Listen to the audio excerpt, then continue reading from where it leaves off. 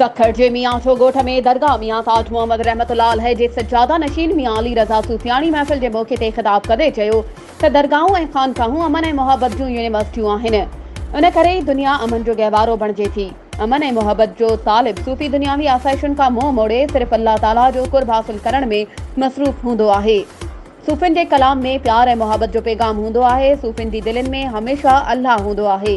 इश्क़ मुस्तफ़ा सल्लल्लाहु अलैहि वसल्लम सहाबाए कराम ऐं अहले बैत जी मोहब्बत ही मुसीबत इंसानियत जो जज़्बो पैदा करे थी।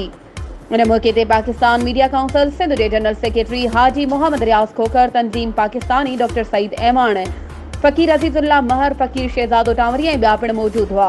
इन मौक़े ते फ़नकारनि मुनफ़रिद अंदाज़ में सूफ़ियाणो कलाम पेश करे महफ़िल में प्यार ऐं मुहबत जा गुल निछावर कया।